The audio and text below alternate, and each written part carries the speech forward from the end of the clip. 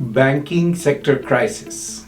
Hi, I'm Amol Heda with Keller Williams Bay Area Estates and author of Thriving Through Ownership.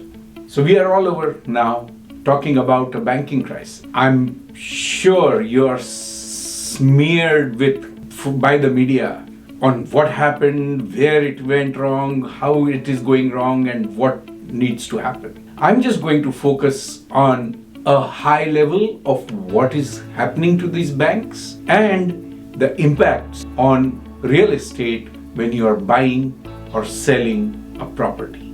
We all need to be worried. So we've just coming out of talking about ultra high interest rates, or from the 2% that we saw, 7%. So that's number one. So we were just thinking about high interest rate, and right smack behind we have the banking crisis. So let me explain. One of my friends who is an analyst in the financial sector says that banking is an ultra risky business. Now what does he mean by that? They borrow so much money, handle that money, they provide buildings, staff, systems, and expert financial planners to manage that money. And they lend that money at a very small, thin differential between what they borrow and what they actually get from it. So, banking itself lends itself to being highly efficient when they are borrowing from somebody else and when they are lending it at a very small margin. Now, they just cannot afford to do mistakes. And that's what we are seeing back in 2008.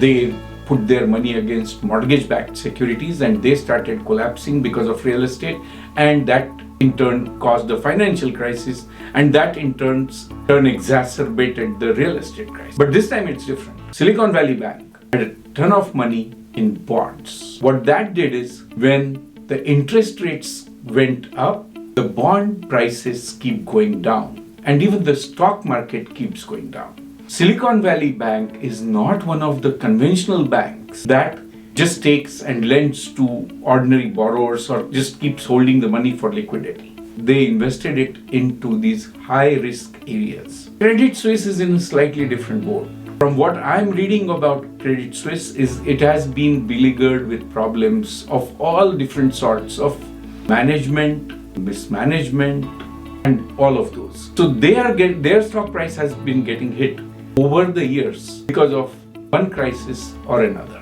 So if you take these two cases, the root causes are very different, but the end result is collapse of these. Now, let's just focus on what it means to us as buyers or sellers. The one good thing that is happening in the interim is this is going to make the Feds think that the market cannot afford a high interest rate. If the market cannot afford high interest rate, what do you expect will happen on the 22nd of March when this video is released? We'll watch. But the probability of the next rate hike is going to be much lower, or may not even have a rate hike, because they just put Silicon Valley Bank, they just owned it. Now, there is no rate hike.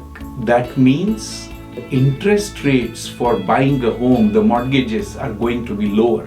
Hold your breath. It's not going to be forever, because somebody has to bring the money forward. And if nobody lends, the Feds will have to print the money. So if the Feds have to print the money, it will result in inflation again.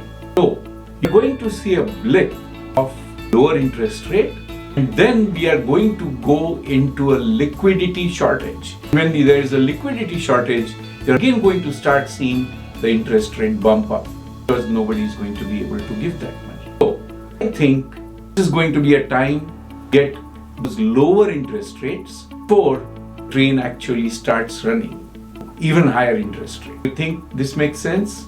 If you do, like, subscribe, and share it with your friends. Thank you for watching. See you on my next one.